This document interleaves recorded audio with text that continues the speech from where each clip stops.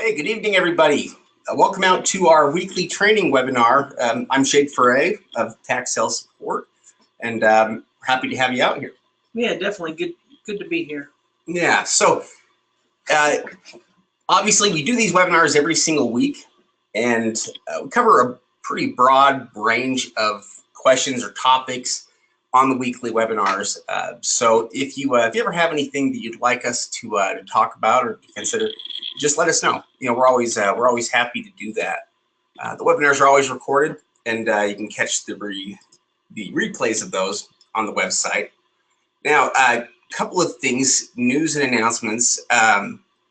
Really the biggest one is the new mentoring scholarship programs. Yeah, definitely.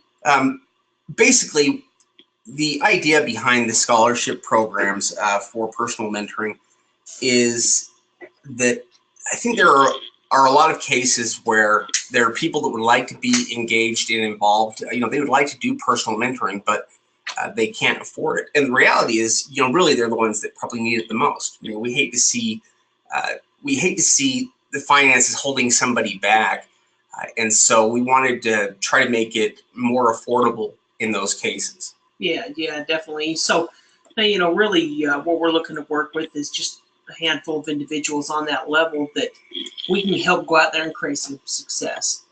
That's really what this is about. You know, as me and Shade are doing these individual coaching sessions, you know, we're really creating a new coaching program that will eventually launch, where we'll have other coaches doing it. And so really during this process, it's a chance for me and Shay to really kind of fine tune our systems and really the way that we can help students create success in a short period of time.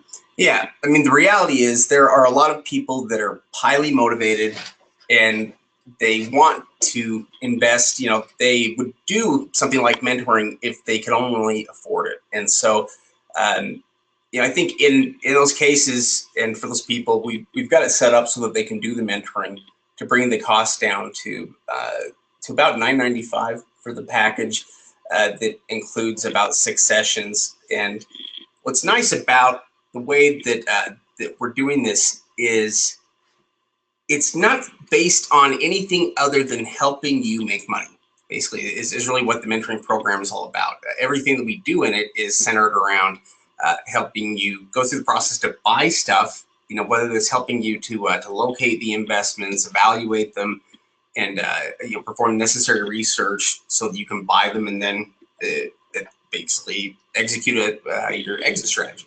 You know, so that you can monetize and make money with it. So, you know, we enjoy doing it. You know, it's a great opportunity to get to know people. Like Steve said, it also gives us a chance to fine tune systems and things like that. But I think more than anything, we just like helping you. And so, if finances have held you back from being able to do the you know, the mentoring, I think still got some more work to do on the pages, but we should have that up here pretty quick. The easiest way, if you wanted to apply for it, would just be to contact us by email here in the beginning, and we basically fill you in on it, and so let us know. Let us know if you're interested in that.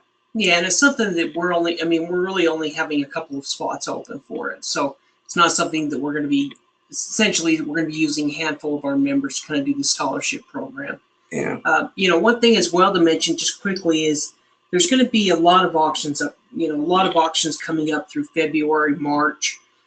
You know, there's going to be in February, Arizona is going to be having their tax lien auctions.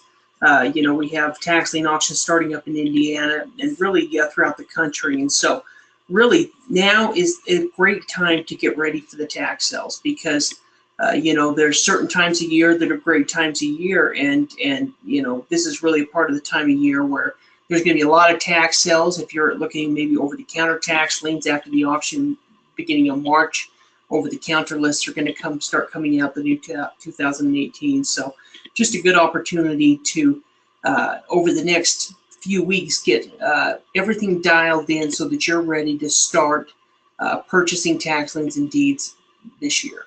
Yeah, absolutely. In fact, I was thinking about something. Even if your primary strategy is over-the-counter investing, the dates of the sales are still important, because the best times to buy over the counter are right after the auction, when the over the counter lists are when they're added. So I think you're going to want to follow it either way. But also, just to reiterate, we're at a really good point right now. The start of the year, it's a good time to make a commitment to do things differently this year, and to make this year the year that you start investing. The year that you basically start your business. With tax sale investing, it really is a business. It's a process that you've got to start. You've got to start now. Start sooner than later. Yeah, well, and with the upcoming tax lien auctions, some of those auctions, are quite a few of them are going to be held online. And when we have online auctions like that, it's really not going to cost you anything to participate in the auction. There may be some type of deposit. If there is, usually it'd be very small, and that's something that it's not going to cost you anything to participate in these tax lien auctions, really. And so that that at least gives you a chance, if you want to try participating in one. That's a good thing to do. It's, I guess, a good opportunity, a good chance to start doing that, and just kind of going through the process. Regardless if you win or lose, going through that process is going to be so educational. Yeah, I think just logging on to getting set up for an auction, an online auction, and logging into it and participating, it's all such a good experience that Steve's right about that it's a good thing to do, even if you didn't buy anything. We've had plenty of tax sales that we haven't bought anything from, and we don't regret any of them. Yeah, even ones where we had to do a deposit of $5,000, in some of the California sales that we participated in. Even though we didn't buy anything in that auction, it was still educational. Go through the experience, got back the deposit. Except for the time, really, there wasn't any waste. Yeah. Also, when you sign up as a new member, one of the things that's in the sign up there is to get a strategy call, or to do a strategy call with us. And so if you may not even be a new member anymore, but if you've never done the strategy call, or if you've never talked to us, certainly, then let's get a schedule. We would love to talk with you, go through basically what your objectives are, resources, where you're starting at, and more than anything, I think just try to make sure that people are pointed in the right direction, give them any kind of ideas, or do anything we can to help. All right, so the topic we're going to be discussing tonight are property evaluations, which really this is part of where the rubber meets the road kind of a thing. When you're looking at properties, the evaluation is really how you determine what's good to buy versus what's not. Yeah, exactly. And what we're going to be going through is different resources that are available to all of us through doing an online evaluation, and also an on-site evaluation. And there's going to be differences between both of them. We're going to go through and talk about them, and essentially what type of evaluation you need to do depending on the type of property you're purchasing. Yeah, well, and the reality is you're always going to end up doing the online evaluation first, because it's faster, and easier. But there are certainly times when an on-site evaluation is necessary, or is needed, where you don't want to make an investment choice without an on-site evaluation, because the online evaluation can tell you a lot, but it can't tell you the same things that an on-site evaluation will tell you. And so I think it's one of those things where it depends on what stage you are in the process here. When you're looking at potential investments, and when you make that transition from doing online research to something that's on site, it's a big jump up and a shift towards the fact that you're getting ready to make an investment. Yeah, exactly. So online evaluations, beautiful thing. Didn't even exist 20 years ago because you couldn't do it. But now, we have the ability to do a lot of things online. It's only growing in terms of capabilities now. It seems like you can do so many things now with research just from the comfort of your keyboard. Yeah, definitely. I mean, the online property evaluation is really the first thing we're going to do when we're looking at a tax lien or tax deed. We're going to use all different types of online resources, the county records. We're going to use a number of different resources to really determine if this is going to be a good property. And so when we're talking about online evaluations with tax lien certificates, for most of your tax liens and for some of your tax deed land, just doing an online evaluation along with a record search for liens and things like that is really all you need to do. You may not need an on-site evaluation if you're purchasing tax lien certificates or if you're purchasing building lots or land through tax deeds. Yeah, with tax liens and with tax deeds and raw land, at least online evaluations are sufficient. And with liens, there are a ton of reasons why that's the case. A high percentage of liens redeem. It's what they're intended to do. And so you basically buy them knowing that there's about a 95 to 97% chance that they're going to redeem. There's always less risk involved with liens because you're not actually buying property, but you primarily though want to make sure you're still making good investments. And the only thing that you really need to do in order to make sure you're making good investments is just to ensure that the properties have use and value. That their properties are worth something. That it could really be anything as long as the property has some degree of use and value. Then it's most likely going to end up redeeming. But yeah, we can also do the same thing with deeds in terms of all the information we can get online, as long as it's raw land. As long as it's something that you don't have to lay eyes on in order to determine a condition on. Yeah, in fact, I would say that probably 80%, if not higher, all of the raw land, building lots, tax deeds that we buy, we do only an online evaluation. We review court records and make calls as well, but we don't actually do an on-site evaluation unless you're buying a real expensive piece of land or something like that where you need to.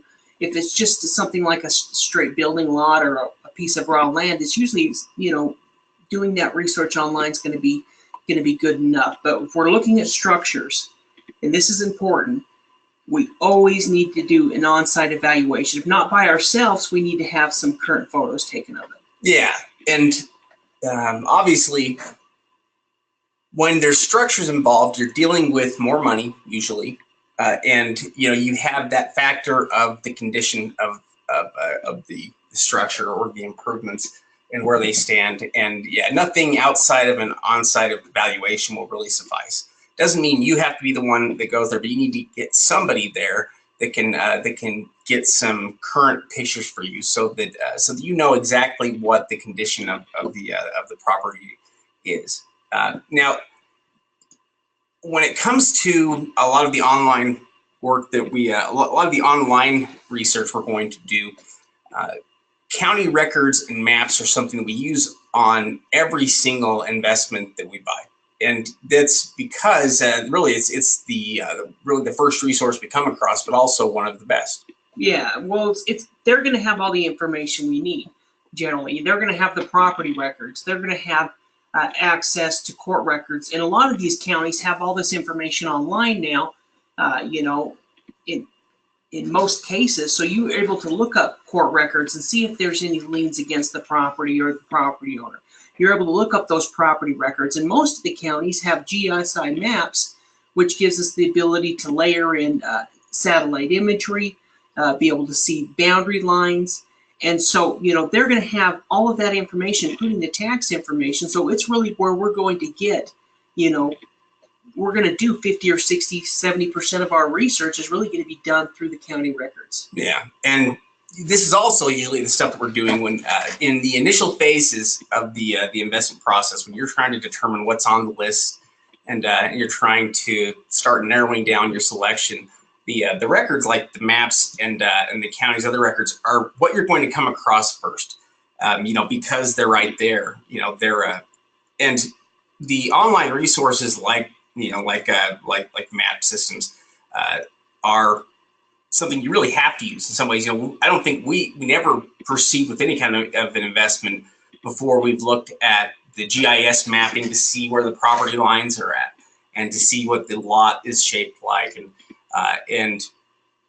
So I think part of that is just common sense. I think you're using what's available to you first. But then there are all these other resources that are out there, like that we use on a regular basis. I mean, we use Google Maps every day, throughout the day. Yeah, exactly. Google Maps is something that we're going to use to track down, all of the property locations.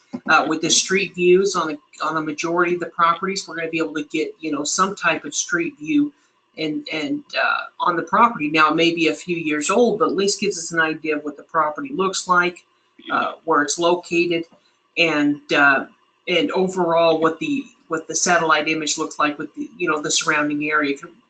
Google Maps can give you incredible knowledge on the neighborhood and the property. When we look at a property, we don't just check out that individual property, especially if we plan on bidding on it, if it's some type of single family home or something. We're going to kind of go up and down the streets and kind of see what the neighborhood looks like, just to give us a better idea of the other types of properties within that area and within that neighborhood. Well, yeah, and also, something else to be aware of is always look to see what the age is or when the photo was taken. If you're looking at, really, you can do it in both for the overhead map and for the street side images. At the bottom of the screen, they have the date when the image was taken there. And that's important because sometimes you can look at images and they might be fairly new. We see images sometimes that have been taken in the last 6 months. Or they can be images from 2009 or 2008, and so you're looking at almost 10 years difference, and so that they're not reliable really at all. Yeah, definitely. If we're talking about structure in any one of those cases, we're going to do an on-site evaluation, but at least the Google Maps and the street views give us a rough estimate of what the property was like when the photo was taken. So if the property was taken in 2013, well, we know it's been a few years since then, but the neighborhood should be pretty generally the same. Yeah.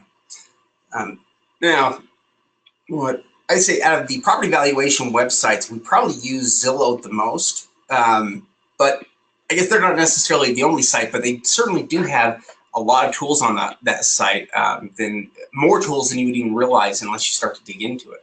But we can use that site for a lot of things related to property valuations. Oh, absolutely. This is where we can use not only to get an idea of what the estimate or the Zestimate value of the property is, we can get an idea of what the rental property value is, the sales information, and so really what Zillow and these websites do is they pull the information from the county. So that's where they're going to get, the 3-bedroom, 2-bath, how many square feet. They're going to get that information directly from the county. But then what sites like Zillow do is they track all of the properties that are currently for sale and that have sold, and that's how they determine the estimates. And so, the estimates may be off a little bit. They may be worth more than they say. They may be worth less than they say. But it does give us a pretty good indication of the property, along with connection to the individual comps or comparables. Yeah, in fact, I was actually just thinking about comps, and I was just going to say that something else that we do all the time, that's also another online resource, is the way that we go to check for other comparable properties, or the way we look for other properties that are for sale or that have sold. Oftentimes we're interested in seeing how much property is listed for sale currently in a certain area and what it's selling for, so that we can try to get a feel for that market and how much real estate is available there, and how much real estate's moving, as well. And for some of those, for comps, sometimes we'll use Realtor a lot of times for for comps. Zillow is really great for comps. They've already got them listed there. Thinking about some of the other ones. For land sites, we've got a Land Watch. We use that sometimes. Yeah, and there's quite a few out there. In fact, I pulled up a list today of a bunch of different websites that you can list your property on, and we'll actually be, I'll be posting those on the website in the links page, so you can just click on any of those links as well. But, usually, there's tons of them out there, Redfin, but we generally use Zillow just because it's easy. We've been using it for a long time, and we've usually been able to do get pretty accurate information from it. Yeah, certainly. It's probably been the easiest tool, for us. Now, when you're about to invest, if you need to do an on-site evaluation, so if, let's say that there are improvements that are there on the property, and so you need to do an on-site evaluation. There are different ways that you can go about doing this. Obviously, unless it's close to where you're located at, it's almost certainly going to be more effective to send somebody else or to hire somebody to go out there and to do it. And really, it's a simple enough thing to do. Have somebody go out and look at properties that you could probably find a lot of people that could do it. But we tend to want to prefer to try using somebody that we might use down the road for another service. Like, for instance, we like to use handymen.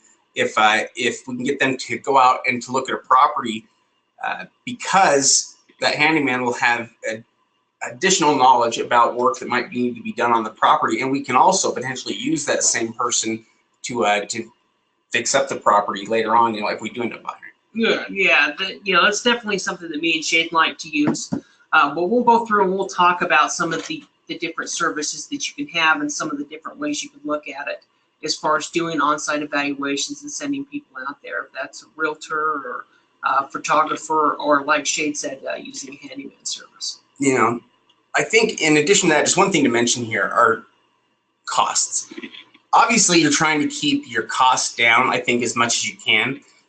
But when it comes to some of the costs that that you'll accrue for things like this, you really almost have to take it as part of the strategy, because you do these things to help avoid making mistakes. You do these things so that you can avoid losing money. And so I think these things are always, it's always a good idea to send someone out.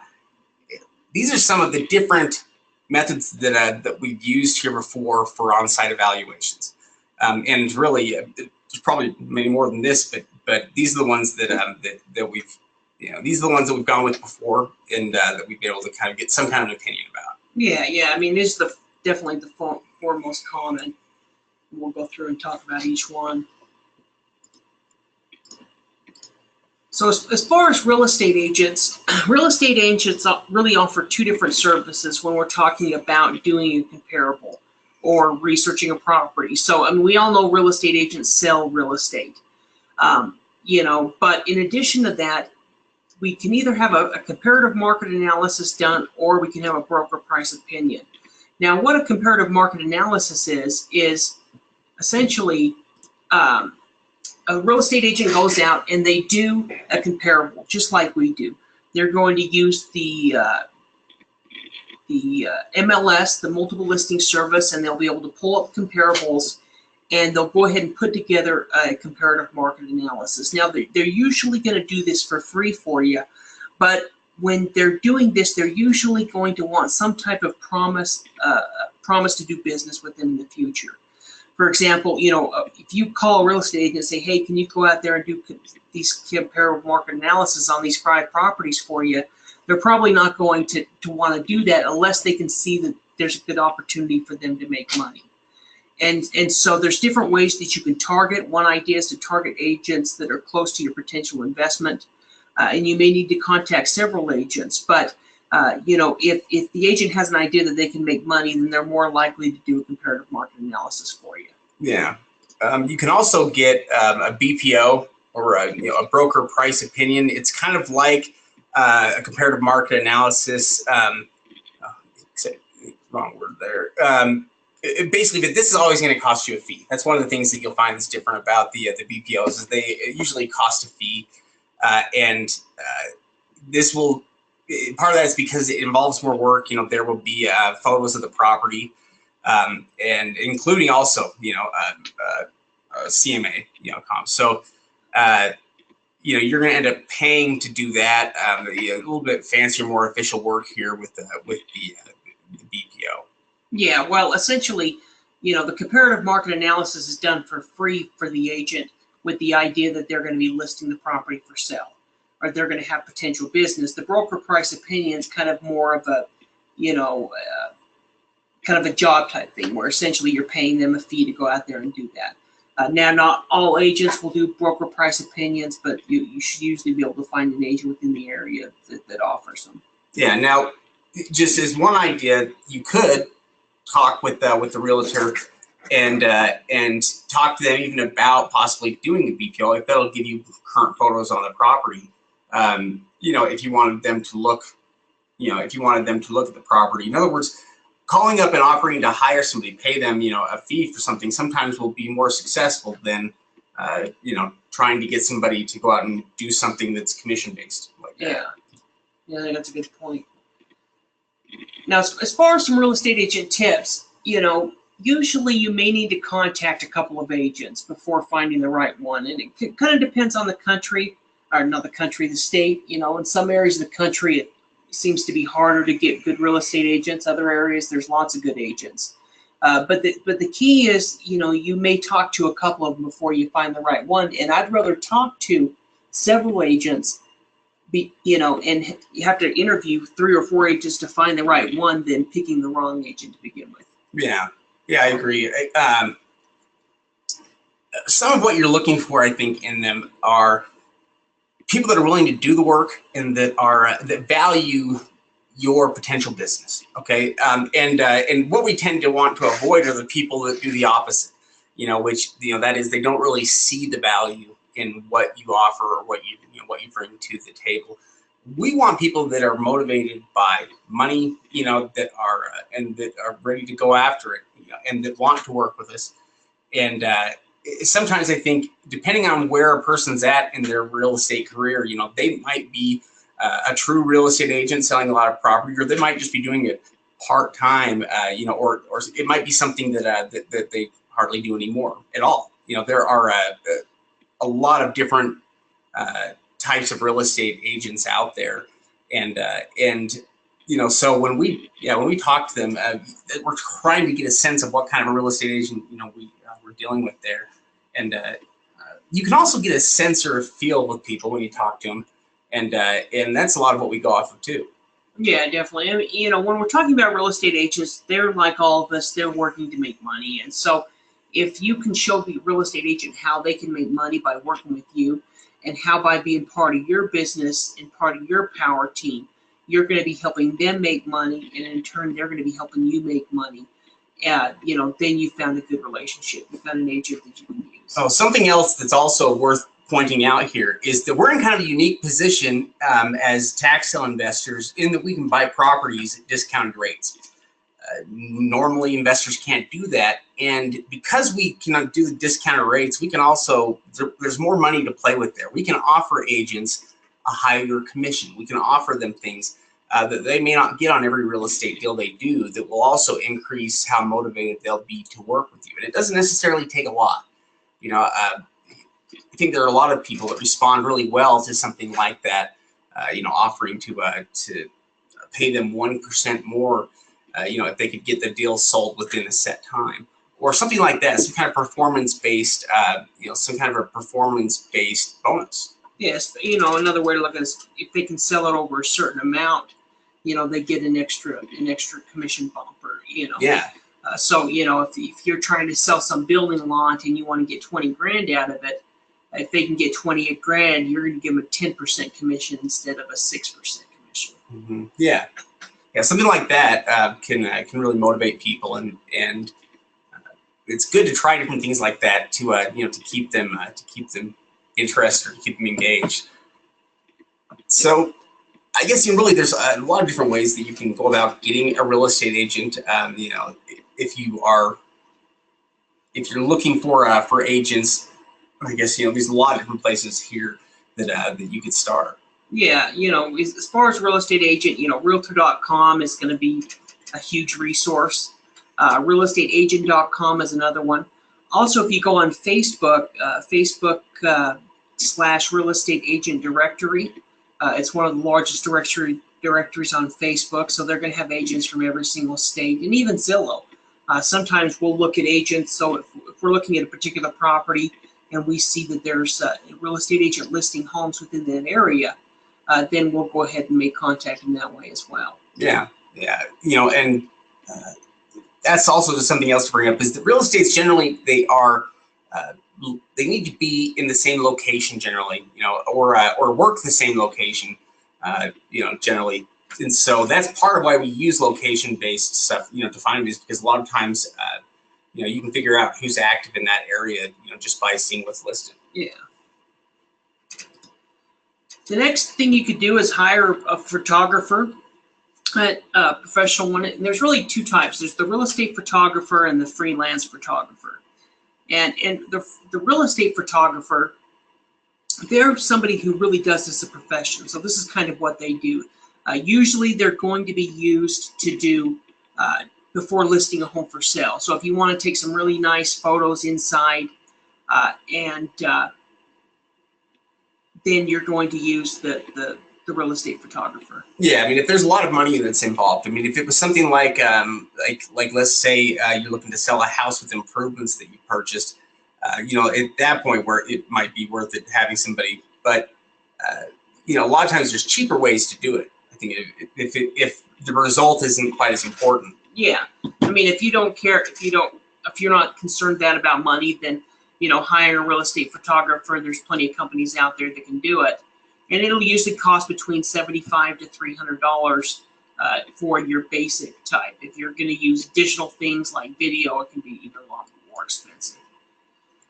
The second option is freelance. Yeah, and essentially these are part-time workers. You know, they can take photos. You know, they might like photography in general, but they're basically motivated by money, looking for you know, looking for ways to make money taking some pictures. So you know, it's one of the ways that you can look out and find people, because basically your freelance photographer is already you know, somebody that basically hires out to take pictures of specific things. So they kind of already do what it is that you need. It's just a matter of telling them where to take it. Yeah, exactly. And also there's a ton of them out there. You know, there's so many people that want to be photographers. And so, you know, and I did, you know, hiring a college student who's doing photography, and they do some freelance work. This can be a pretty cheap way, or a less expensive way, to hiring somebody to go out there and take photos of the property for you. Yeah. So as far as hiring, you know, photos for real estate, you know, Home Jabs, Circle Pics, and Tour This Place are going to be your big, you know, real estate photographers. But for your freelance, you know, Angie's List and some of these other companies are going to be pretty good to find freelance photographers. Yeah. Now, the other option is to have someone like a handyman, like I mentioned before. Handymen are people that do lots of different repairs. What limits them is the size of the job. They're generally not allowed to take on work that is going to be above a certain amount, and that's usually okay, because when you get above that amount, a lot of times you're dealing with specialty work where you need a specialized tradesman in order to do it anyway. But what the handyman's able to offer are a lot of the little repairs, little things that odds and ends that you know, that you wouldn't necessarily know who to hire out or to call to have those things done. So really what's nice about the handyman is there's a broad range of work that they can do.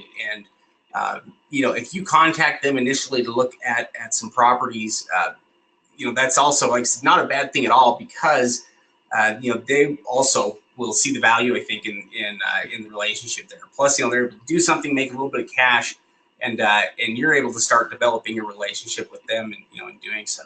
Yeah, essentially, you know, that's the reason that we like to use handyman if we can in a lot of the situations, is because they this is what they do for a job. They fix properties up.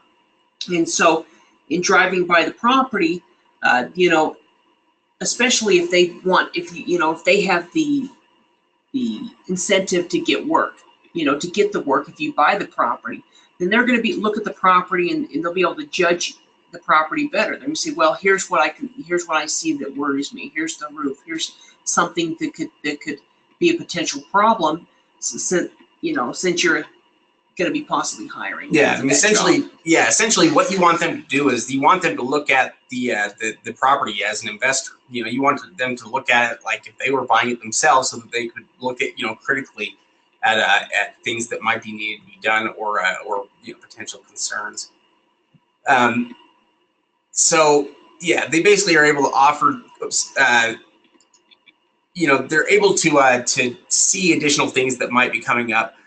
We'll usually have them take pictures of several different properties there, so that we're not just having them go out to do one property. We usually try to have at least 5 different properties that they'll look at. But also, what we do is we determine where the properties are at, how much, around what the distance, will be, and we try to calculate or come up with a flat fee to pay for it when we contact them, or we can ask them if they have some kind of an hour. But essentially, though, what people are going to want most likely is going to be $50, an hour plus, most likely. So if you want them to take some pictures and it's going to take them roughly an hour, the amount you're going to pay them is going to have to be more than what they would make doing that. I would say most likely $100 or more. Yeah, well, we've also going to take some gas and how many miles. A good example is something we did. Working with one of our coaching students, Michael. Essentially, we had 5 single-family homes that we wanted to get current photos of, and so what Michael was able to do is he just made a few phone calls on Craigslist, talked to a few different handymen, essentially, explained to him what he needed done, how much he was willing to pay, that they, would be able to email him the photos and be able to take photos of the property and kind of just explain the situation to him, and was able to hire a handyman that went out and took photos of those properties. Now, it was good that he did, because, in looking at the Google Earth views, all of these properties look to be in pretty good condition. But after we've got photos of the properties, only 3 of those properties were in good condition, and the other 2 properties needed some serious work. And so if we would have submitted bids on those properties without evaluating them, that could have been a serious, costly mistake. Yeah, also, the way that he selected which handyman to use was just based on availability. It was based on who could go out and take the pictures right away, or within like the 24-hour time period. And that oftentimes could also be what determines who you end up working with. It's just how much work they've got currently, what kind of workload they've got, because with taking pictures like this, it's time sensitive. So part of what you're paying for is for somebody to do it right away. All right, now there's the handyman directory. Also, on Craigslist, you will find a lot of professionals, people like handyman will have their ads in Craigslist for them, and sometimes you can find that, but there's also directories, really. Yeah, there's quite a few different ones. You can see them listed there. Angie's List, Home Advisor, Handyman Association, Yellow Pages, or just like Shade said, Craigslist can be a good way to find local handyman within that area as well. The other option is to hire somebody from the classifieds. So that could just be just a regular, Joe, essentially. And essentially what you're going to be doing is just, like Shade said, talked about before, kind of putting together a plan, how much you're willing to pay for the job, and then just posting the job on one of the classified sites, looking for anyone that's looking to make a little bit extra money. Now, this can be a way to possibly get it done for cheaper, because you're not working with a handyman. You're just hiring somebody that needs some extra cash, and that may be a college student or something like that that goes out and is able to take these photos for you. Yeah.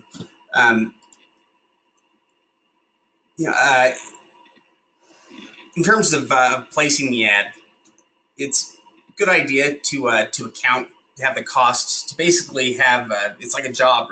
You're offered to pay somebody a set amount for it, and you want to make sure that they have the ability to do it. So it's good to be specific in your ad. And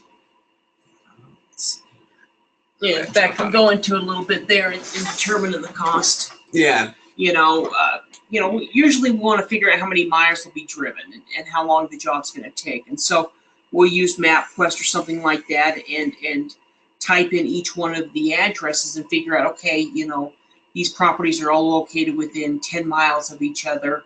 and essentially you can even see how long it would take to drive through all those properties, together through MapQuest. So we say, okay, it's going to take an hour and a half, and essentially based on an hour and a half and this much driving time, I'm willing to pay this much. Yeah. Now, also, one thing too is when we choose to have pictures taken, and of course, the buying method.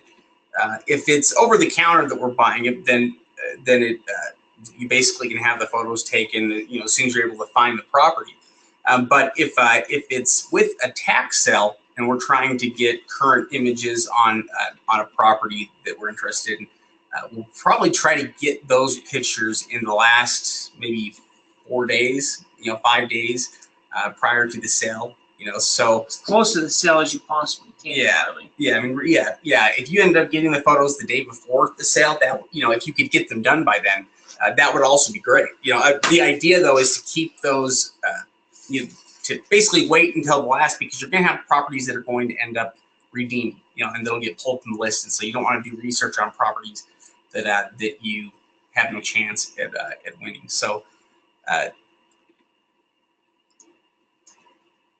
I think, well, there are so many different services here that you can use when you go ahead and post that. But it's a good experience to go through there. Again, really though, if you're buying properties with improvements, then it's something you'll do on a regular basis. If you're not buying property with improvements, stuff like raw land, then you don't have to use the on-site evaluation. Really so much, and so most of what you can do there, most of the research you'll do will just be based on the computer. Yeah, and for tax lien certificates, that's going to go as well. I mean, most tax liens you can determine completely doing an online evaluation. The only time that you do an on-site evaluation with the tax lien is if you're going through the foreclosure process and have essentially acquired it. Yeah. So I think maybe what we'll do is wrap it a little early tonight. Yeah. I think it's a good idea. We'll do that. Also, we'll post. We'll send out an email this week with some of the different things that we've got in the works here. If anybody's interested specifically in the scholarship, send us an email, and we will we'll see if we can fill you in there. We should have everything set up with that here in the next couple of days. Yeah. So, excellent. You guys have a great night. We'll see you soon.